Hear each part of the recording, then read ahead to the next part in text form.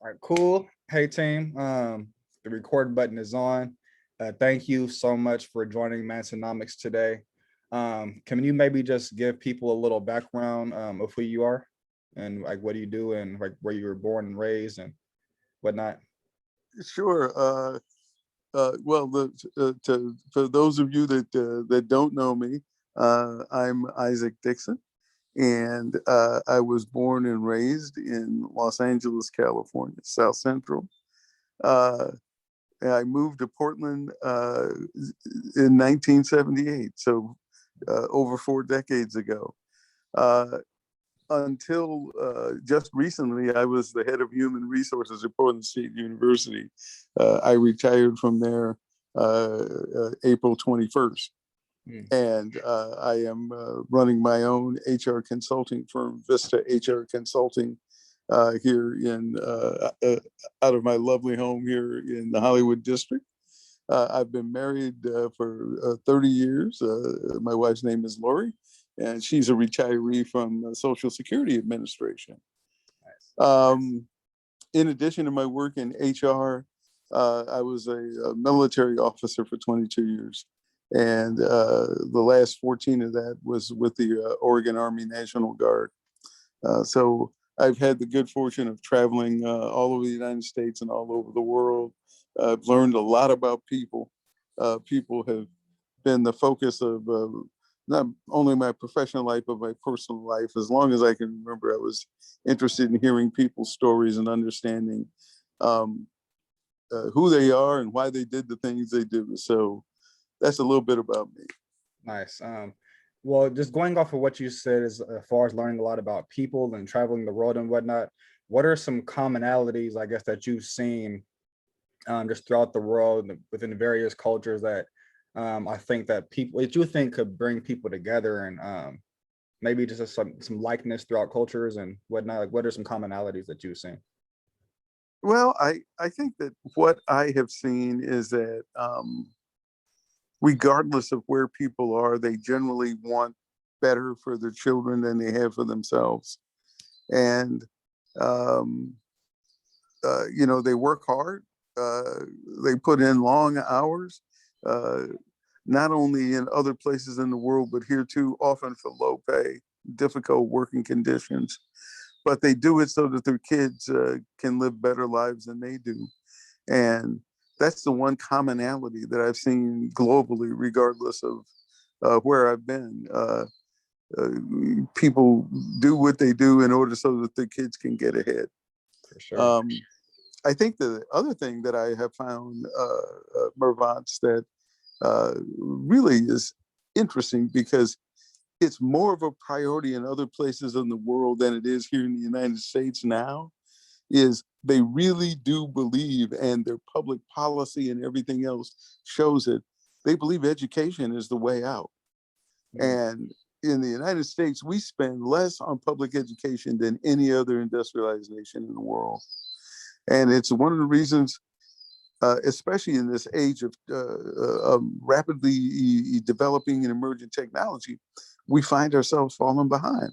mm. Um, You think uh, that's because our, of public schools or private schools as well? Like, do other countries still have the private school model and whatnot? Most of them don't. They put the money into public schools, which we used to do. Um, but we now spend less on public education than any industrialized nation. Shit. And this whole idea of privatizing everything, it started long before you were born with Ronald Reagan, and it accelerated after that. Everybody thinks that private is better, and as we've seen just over the last 4 years, that is not necessarily the case. So I think that that's one thing that I've seen is people do believe education is the way out, and they really push the kids to do well in school. The other thing is that this whole old model that we have of 3 months off for summer vacation is just insane. I was performing, right? Uh, uh, Back in the day. my brother was a middle school teacher, and he told me, the kids that were doing worse in his classes, He said 3 months off, he come back, and he said they even further behind. Mm. And he said if you compound that over their academic lifetime in school, look how far behind they are. He said that, you know, schools need to be year round, and he said you could change the curriculum up during the summer months. Yeah. You could introduce stuff like cooking classes or how to balance your checkbook, and you could do a lot of different stuff to make it fun. He said, but he said American kids need to be in school year round. Yeah, I mean, if you take, what's that, like 4 years, I mean, of just skipping summer, that's an entire year of school that kid could have been in. So, It was, and it's based on a model from when everybody lived on farms. agriculture, And yeah. and you used to have your kids to work and farm during the summer. Well, It no longer exists. isn't the current model of schools modeled after like how back in the day people were in church a lot and they used to like sit, have one person in the front, they would pretty much preach to you. Now we have the teacher pretty much just preaches to the kids and doesn't really allow for any other type of, I guess, learning that the kids might be more comfortable Well, actually, the model was developed by people who had been primarily in the military during the Second World War. Okay. And it was designed to educate workers who were going to go to work in factories. Mm. So there's 40 people in a room, sit in rows, everybody got the same book, don't ask any questions. It's just, it doesn't make sense any longer. It never has. And it's a way outdated model. Mm. It's one of the reasons that you saw the great difficulty with which we had when we were trying to shift from that model to having kids learn online. You know, half the professors and their teachers really struggled with it because, you know, this is not the model they're used to. So that's one good thing that came out of this last year, is it really forced education institutions to start examining themselves, because and I worry about this rush to go back to what we had before. It wasn't all that good for many of us in the first place. Why are we going to replicate that? Exactly. And on that note too, as far as a little bit back to what you were saying, as far as you see people throughout the world wanting to be the best versions of themselves and wanting better for their kids and whatnot. So you being an elder in the community now, do you see the younger generations I guess fighting to get better and succeed? Because like in my circle of friends, I see a lot of people just trying to be the best versions of themselves, trying to, maybe if their dads weren't in their lives, trying to be great dads themselves. If they're like a first generation college student, trying the best that they can to not only get to college, but get internships and like really succeed in life. But what from your perspective as just an elder, how do you view, I guess, the youth in our society today? I am. That's a great question, and I would have to say that my encounters with young people, because I still teach at Portland State University, so I get to see a lot of younger people. My encounters with young people have left me filled with hope. They're extremely bright. They're very talented. But they don't want their parents' life. They're demanding more from employers. They want more balance so that they can live their lives. And the encroachment of technology and the fact that you could work 24/7 if that's what you chose to do is something they're very concerned about. So you know, also to this moment we're in around racial disparities, social justice, and the willingness of many of them to step out of their comfort zone to be involved in moving that boulder up the hill is something that a lot of older, in particular white men, don't understand yet. And I think they're going to really have, I think this next 3 or 4 years is really going to be difficult because these young people are not going to take no for an answer. So difficult as far as what, like legislation or? It's going to be difficult on many fronts. difficult in terms of legislation, long-standing people who've been in Congress and the Senate getting voted out of office, pushback from towards state legislatures that are passing all these laws trying to suppress voting. Um, I think there's going to be a hell of a price to pay. And you know what's really funny is the one segment of our economy that seems to understand that is businesses. You look how businesses have been reacting. They're far ahead of where some of these folks sitting in the House and the Senate are. Oh yeah. It's about but that's because the young people are a huge part of their consumer base. Well, definitely, and they're the future of their consumer base. I mean, yeah, you want to put on their good side. Well, that said, do you see anything that maybe knowing younger people don't want to be like older generations? Do you see anything that maybe is being lost nowadays that you do think the older generations maybe had that we're missing now? I think I think out of things that are bad, there's always good things that happen. True. And I think one good thing that came out of this pandemic is it forced a lot of younger people to slow down, look at their own lives, and look at the relationships they have with older people within their families. When we were, back before March 11th, 2020, people were ripping and running, and doing a million things at once. And, their grandmother, grandfather, aunts and uncles would call them, and maybe call them back, maybe they wouldn't. But I think that this last year has forced people to really examine the quality of the relationships with older people that they have, not only within their family, but outside of their family.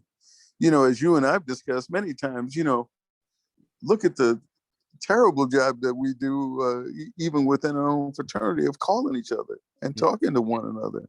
And just to say hello, it doesn't have to be about business, just to say hello. And how are you? I think that the pandemic has forced people to re-examine relationships.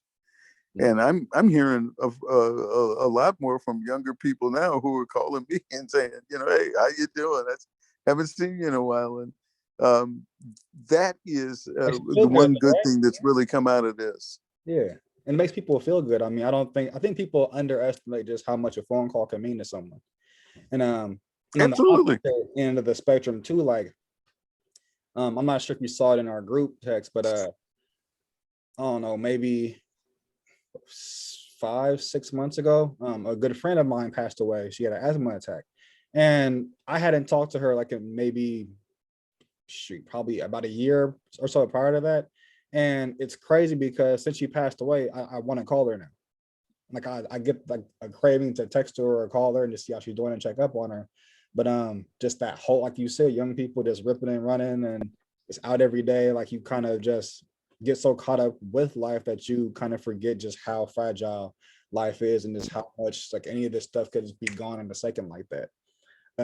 So I think that's real. I was looking at a picture from our chapter that was taken a number of years ago at an event. I think it was a dinner or something. Have 6 of the 14 brothers in that picture are gone. That's crazy. 6 out of 14. So it's like the thing that you become more cognizant of. I was only cognizant of it when I was younger because I had a lot of older relatives. Yeah. And of course I was in the military. But life is not forever. And I think that's the thing that, as you get older, you start to get more cognizant of it. And I think this pandemic has forced people to come to terms with their own mortality. And that's uncomfortable. Especially when, like, I think a lot of people just think of death and they think older people. They think, oh, just one day far off in the distance. It's gonna be somebody else. Now you're seeing people age 30 years old, 25 years old, or even younger. So it puts things into perspective a lot more. Well, that's the folks that went to spring break in Florida, didn't want to wear a mask, and okay, But I just kept telling people, 500,000 people dead. What makes you so special?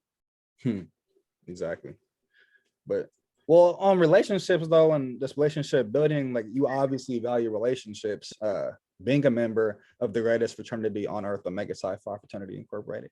So, what made you want to join Omega Psi Phi, and what do you think you gained from it throughout these years? What made me want to join the fraternity was the brothers,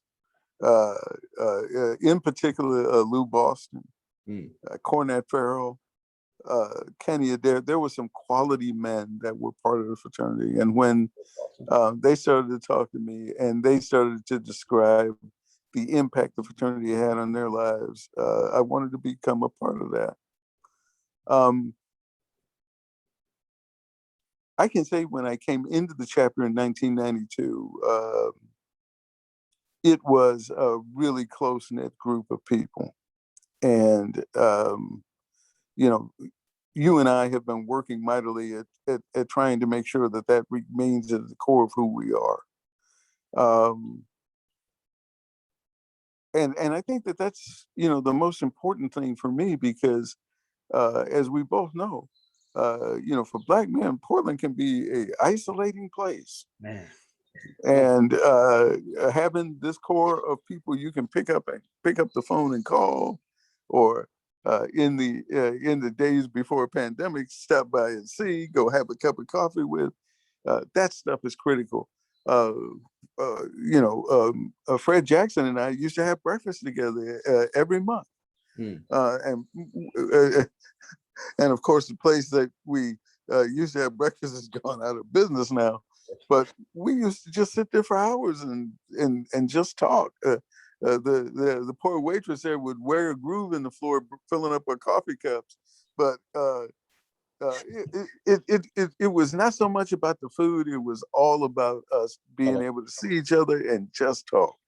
And that's what a fraternity should be.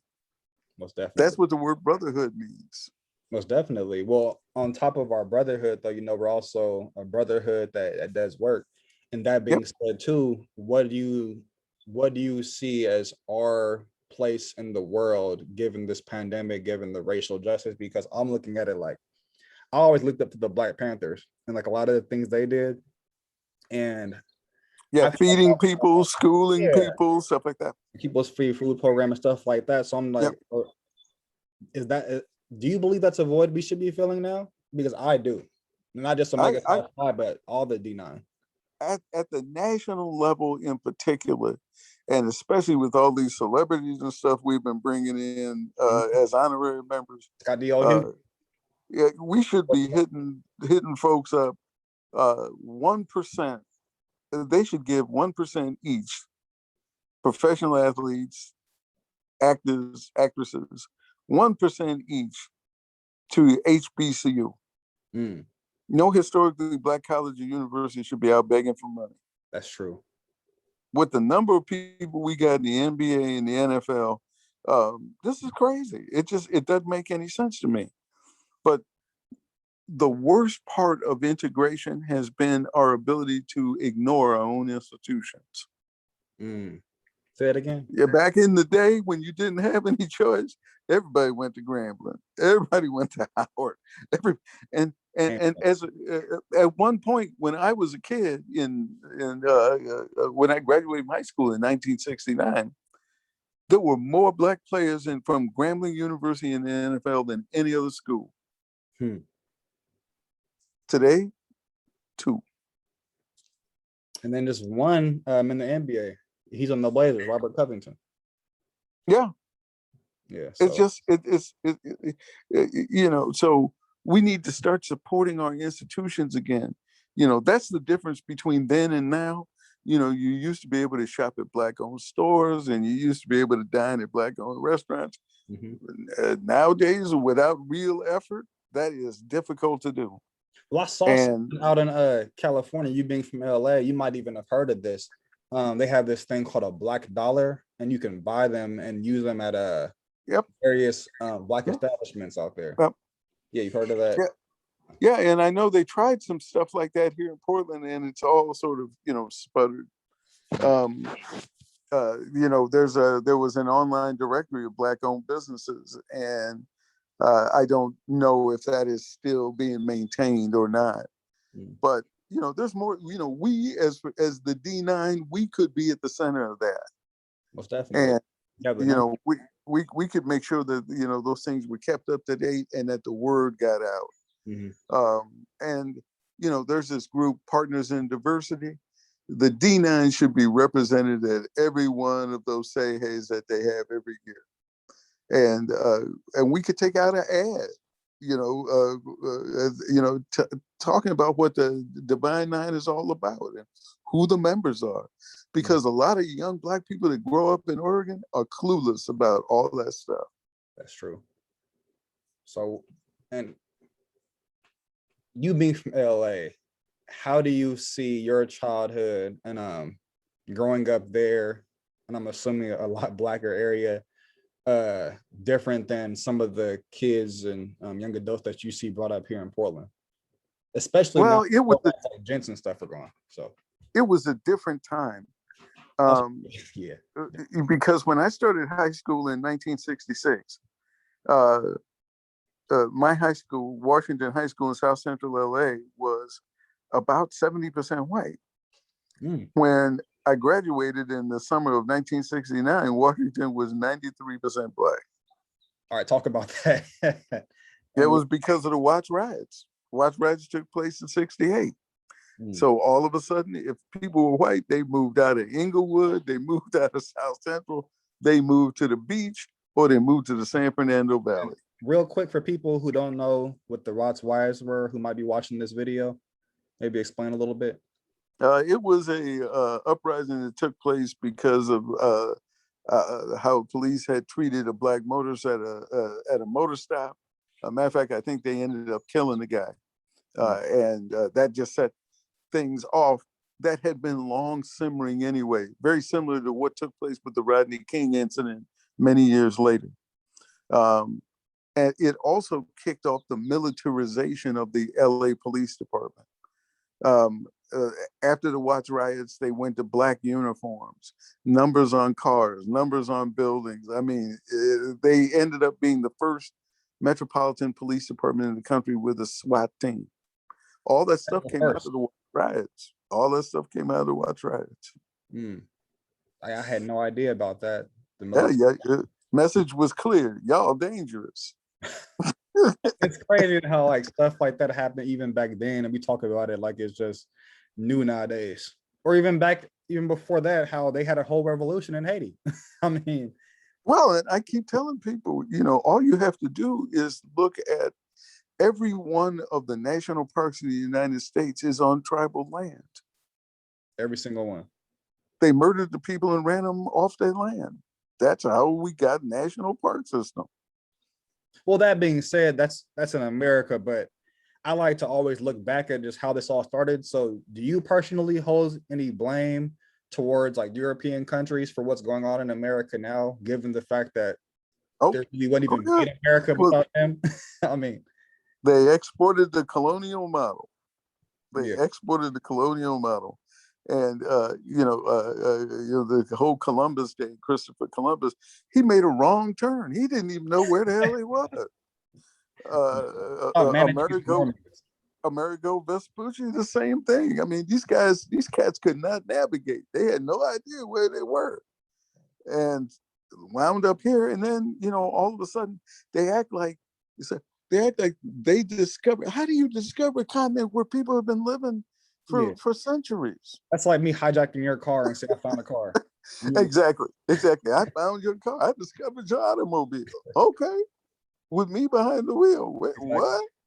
Yeah, that makes no sense. I mean, it's crazy how people still talk about it. And in America nowadays, you have even the school system isn't unified. So you have history classes in places like Texas that tell a whole different side of the story than places like Oregon. So given the fact that kids are growing up with different history. Well, they're passing bills so that you can't give the whole story.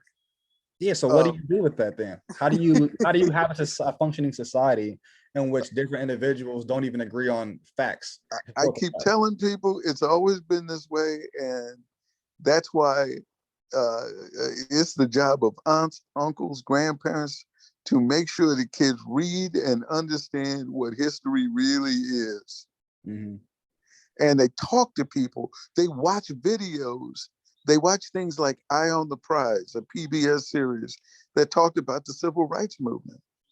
And they interview people like Martin Luther King and others that were involved. They hear directly from the mouths of people who went through stuff, because otherwise you're getting a tarnished version, if Mhm. that. Definitely. I'm so thankful for like a lot of, one thing I always try to say is, even just against that stereotype of black men not being around for their kids. Like I didn't have a father growing up, but I had a lot of black men in my life who did a lot for me and made sure I had them as role models, and I think played that father role. So I always try to say and tell people that, you know, black men, even when they're not fathers to their own kids, black men tend to be fathers for other people's kids. And so, and a part of Mervant, events. that was the difference when I was growing up. The teachers at my schools, many of them were black men. Many of them had lived through the Second World War and the Korean War, and they went to school on the GI Bill, and they believed in hard work, and they didn't take no shit off of people. At all. Um, and that was the models, though. They were my role models growing up. Mhm. My dad was one of them. You know, my dad was in the Army 26 years. He was the Army's first black military policeman and later criminal First, investigator. And Army's he first was, period in the country. yes, first period. What's his name? Isaac Dixon, my father. And he No. was a person that was like no bullshit. Hmm. He did not take bullshit off of anybody. Black, white, did not matter. He was, because the Even back then, though, CID. I'm sorry, what? how did he become that person of like not taking shit from anyone, given the fact that I'm sure back then it was a lot more hostile racially?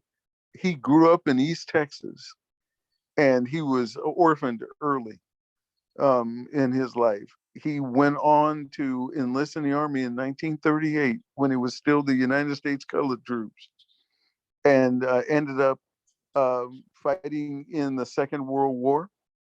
Mm. Um, could have gotten out of the Army after the war ended, which a lot of people did, but he said, oh, I think I'm going to stick with it.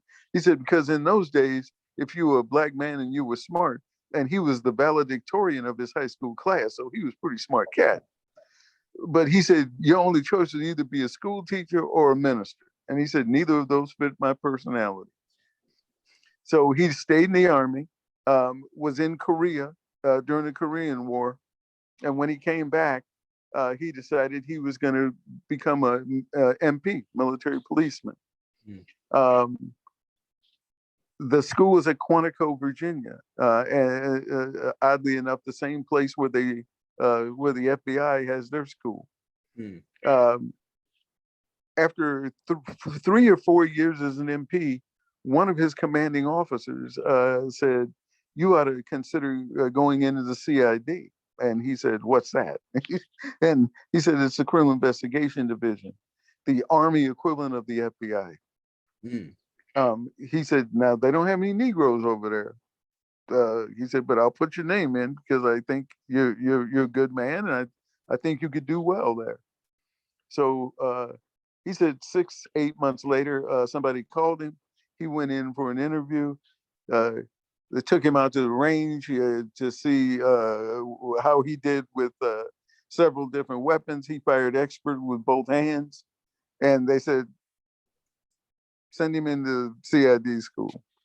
That's dope. So he was the top larceny investigator in the entire Army for many years.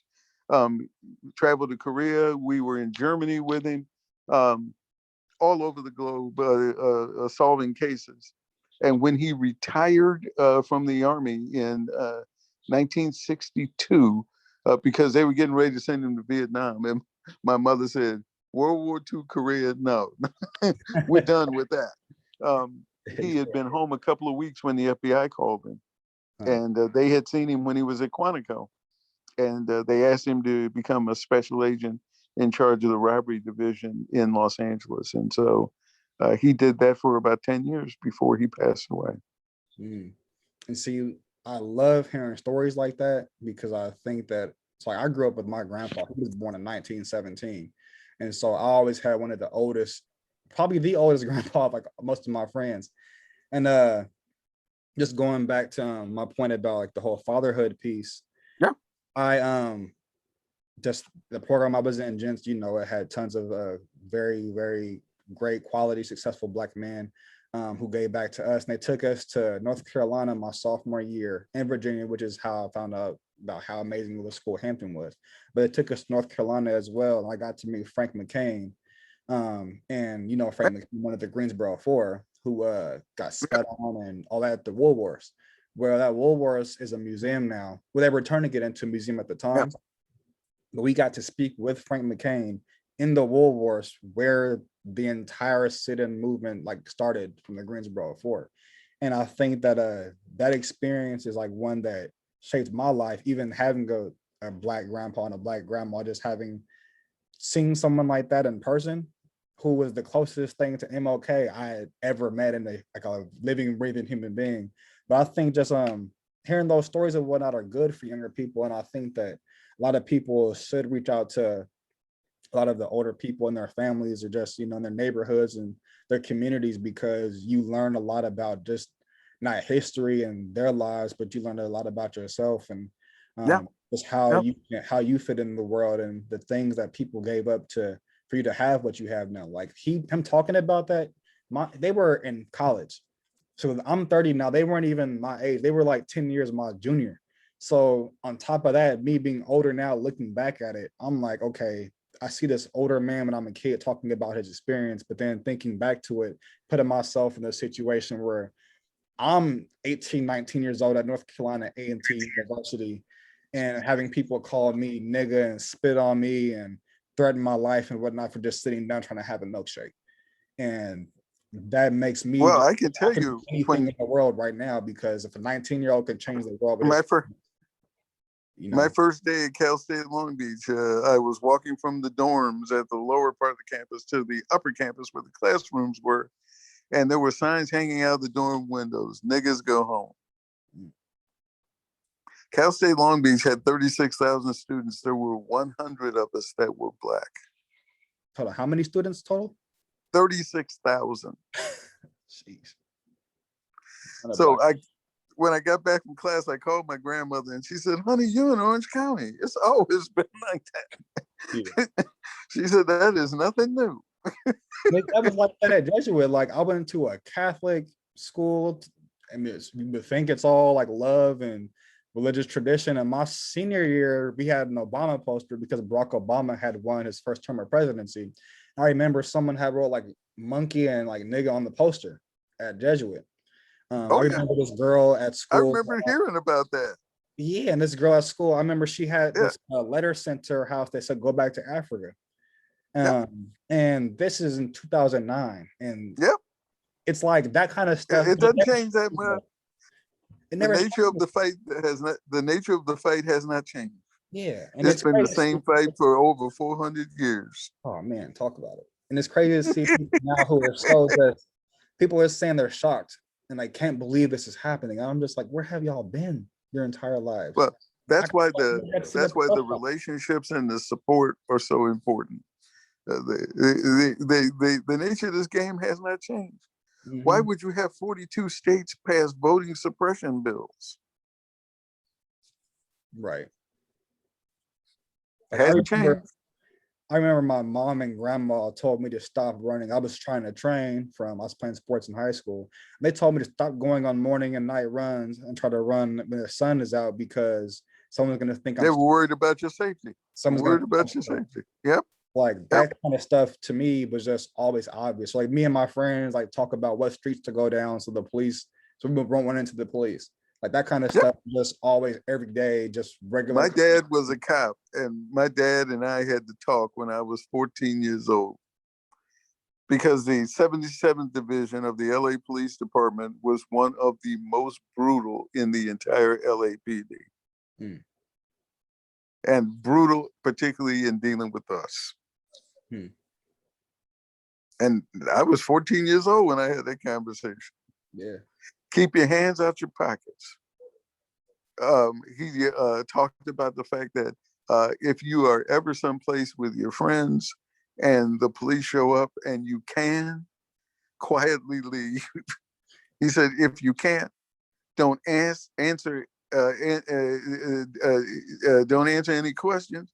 Keep your hands out your pockets and don't move around. True. But that was back when I was 14 years old. The same exact thing today. It was say nothing's changed. Yeah. Nothing's changed. And that's because I think the difference in last summer and what took place last summer was what took place in 1966, 67, and 68, when Cheney, Goodman, and Schwerner were killed in Mississippi, and all of a sudden, white America woke up. mm, The crossing of the Edmund Pettus Bridge and seeing on national television police dogs and fire hoses being used on people. White America got off the couch and got in the fight, and that's when things changed.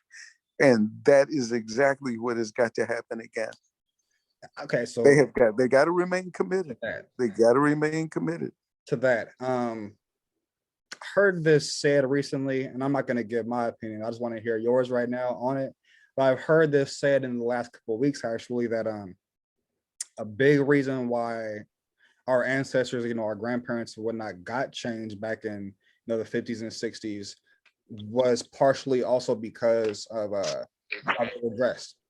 And nowadays, people aren't as I guess well kept as our grandparents were, as far as walking down the street and marching in suits and ties and whatnot. And like I said, I don't want to give my opinion necessarily right now, but I would love to hear yours and just how you think that appearance mattered, if at all, and how we were perceived and are perceived today. I think it matters if you go, if you're going to work, if you're going to school. I think those things do matter. Mm-hmm. We had a principal at Washington High School named Mr. Jubert, Black principal. And this is a public high school with 3,000 kids in it. And he stood at the front door every day to make sure when you came into his school that if you were a boy, you were wearing a suit and tie. And if you were wearing a shirt and tie. And if you were a young lady, you were wearing an appropriate pantsuit or you were wearing a dress. Public school. He said, you're poor. He said, you're poor, you're Black. You're not going to get but one chance when you walk in the door to make a first impression. And he made sure that everybody was well kept. If you came to school with something stupid on, you didn't come back till your parents came with you. Mm. So I believe that, especially, I believe that you practice like you play. Mm. And if you're not practicing being well groomed, if you're not practicing how to properly wear a tie and a shirt and a suit, how to pick out those things so that you don't look like a pimp going out on Saturday night with some weird colors on, then how are you going to be able to walk into a law firm and apply for a job, even if you graduated at the top of your law school class? There's little things I learned too growing up, just from the men in my life, about having the tie go down to your belt buckle, having the belt, like matching whatnot to your shoes, having the right socks, like a Windsor versus a double Windsor, having my granddad taught me all that stuff. Yeah. My granddad was in the Army 39 years. And when I was overseas, he said the first place you go is Korea, South Korea. He said you can get well-made suits there for a fraction of what you're going to pay here. He said, then just have them ship them home. And I did that during my 2 tours in Vietnam, and I had probably a dozen suits when I came back. Smart. But he was a guy that loved jazz. He knew jazz musicians like Count Basie and Duke Ellington. He knew them personally. He said, because during the Second World War, there was only one USO club in all of Los Angeles where Black soldiers and sailors could go. And so that's where all the Black musicians played. Mm. So in that sense, not segregation, I guess, legally, but even socially kind of brought us together more back in the day because we were kind of forced to be together Yeah, in our you community. didn't have any choice. You didn't have any choice. Um, And in a way, because of those things, we built and supported our own institutions. mhm. But That's now we have more choices, not so much. true. Trade-offs, I suppose. Well, Tim, I don't want to keep you too long, but what is just going back to your dad or maybe other mentors in your life, from like the principal in your school, the teachers, or in the military, just anyone, I guess, who've inspired you? What's the best advice you can think one of those people's ever given you, whether it be a teacher? Oh, that's an easy one for me. My Okay. uncle Ed. Ed didn't have any children, so he and I were very close. We shared a common love of automobiles, so we would go to the auto show every year and climb through every car in there. But Ed told me some things that have always stuck with me. He was a civil servant. He was a public a federal employee his entire life. Never made a whole lot of money, but when he passed, he had 16 apartment buildings that he owned free and clear. Yes. And he left me these lessons. One, live off what you make. Live a modest life. You can spend money on travel and food and other things because you have, if you're living off what you make, you're not spending more than you make. Number two, if you want a new car, buy one that's a couple of years old. You can park it next to a new one and ain't nobody gonna be able to tell the difference. True. And number three, the first thing you do every paycheck, put some money aside for savings. Pay yourself first.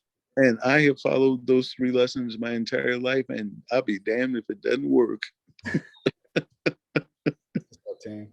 And going back, it could be on the same front, but just going back to your 20s and 30s or even 40s, is there anything you would have done differently or anything advice that you have for younger people right now moving forward and to, I guess, just be the best version of themselves when they do reach retirement age and whatnot? I think the most important thing especially for Black people, buy a damn house. As soon as you can afford one, buy a damn house. I don't care if it's a row house, a townhouse, an outhouse, it don't matter. Buy a house. Buy a doggone house. It is the key to wealth accumulation. And so much more. You know, I mean, if you get relatives that get in trouble and you need to bail somebody out of jail, you can do that if you own a house. If you rent an apartment, you can't do that. Very true. And, you know, we've seen these stories about wealth accumulation gaps and all these things. It starts with buying a home. Start small, buy what you can afford. Yeah. But for goodness sake, buy one. A lot of people don't understand too that your first house probably won't be the house that you retire in. And so you don't have to go out and buy your dream house when you're 30 years old. And once you get equity and you're ready to buy a bigger house, keep the first one and use it as a rental. That's what my uncle did. That's how he accumulated all these properties. Smart man. And all that equity adds up. You can have lines of credit on all of those properties. But see, that's how you accumulate wealth that you can pass on to your children. Definitely. Leave that legacy. Or you can fund their college education with it. So they're not taking out student loans. Yeah. But buy a house. Well, shoot. Thanks, team. Well, I guess I'll let you go now. It's been a pleasure talking with you. You share like a lot of great advice. I always love talking to you anyway. So I'm sure we'll be talking again probably in the next. I would say the feeling is mutual. Take care of yourself and Q Psi Phi till the day I die. All right, Tim. Thank you. Have a good day. You too. Bye-bye. Bye.